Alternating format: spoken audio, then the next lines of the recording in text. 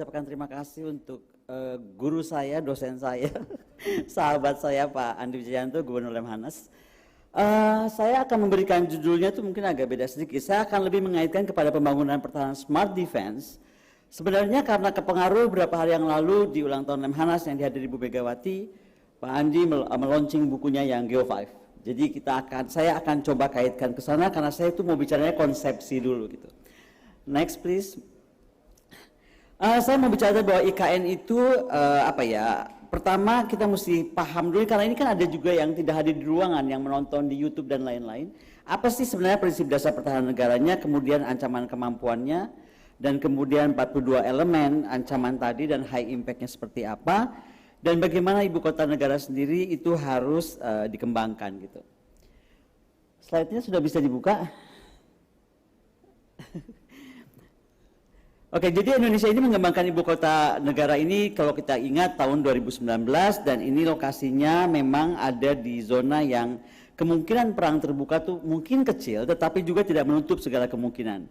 Dan yang paling penting pemindahan IKN karena akan menjadi center of gravity baru itu akan membuka perspektif geostrategi baru. Dan lokasi yang strategis ini tidak lepas dari gangguan pertahanan keamanan, apakah dengan state actor, non-state actor, ataupun perang hibrida. Nah, lokasi IKN sendiri itu sebenarnya dekat sekali dengan Malaysia, kalau kita mau ingat-ingat sekitar 2062 km. Kemudian dia tuh artinya merupakan pintu ancaman pertahanan, dan yang tadi Pak C.P. Hakim sampaikan karena berhimpitan dengan ALKI, maka ini akan menjadi masalah. Yang kedua dari sisi udara, dia selain tadi Pak Cepi membahas soal ADIS, dia juga mendekati Flight Information Region milik negara tangga seperti Singapura, Malaysia, dan Filipina, dan juga dalam jelajah ICBM serta rudal hypersonic negara-negara tertentu. Ini kok slide-nya belum bisa keluar ya, padahal kalau saya bicara tuh saya selalu malah mau baca bawahnya ke system thinking. Udah bisa ada solusinya? Oke, jadi itu ada zonasi. Zonasinya itu kita bisa lihat ke inti pusatnya itu dari 2.000 sampai 6.000 hektar. Kemudian ada KIKN atau kawasan ibu kota negara sendiri sekitar 40.000 hektar. Dan kemudian perluasannya mencapai sekitar 190.000 hektar. Jadi sangat besar dan artinya bagaimana menyelenggarakan sebuah pertahanan IKN yang komprehensif dan well integrated. That is the issue yang dikirimkan kepada saya. Maka kita harus bicara tentang prinsip benteng pertahanan. Prinsipnya pertahanan itu adalah mengambil gagasan benteng di mana perimeter luar yang dijaga kuat dengan pertahanan misalnya dengan prajurit ya kan, kemudian dengan panah awalnya dan kemudian benteng itu dibangun secara tembok yang tebal gitu. Kemudian bagaimana membangun tembok dan benteng, kemudian membangun kemampuan militer di dalam benteng tersebut dan kemudian juga bagaimana akhirnya dikembangkan lagi, akhirnya kita mampu menghalau musuh dari ke luar benteng, ke arah luar benteng. Dan itu sebenarnya prinsip dan skala pertahanan yang akhirnya menjadi sebuah kaidah dalam pertahanan modern. Udah bisa slide ke-8? Dua prinsip dasarnya adalah menciptakan jarak yang signifikan antara garis depan dan situs ibu kota strategis, dan kemudian bagaimana mencoba mengandalkan kedudukan pada lempengan geografis yang kokoh. Nah, next.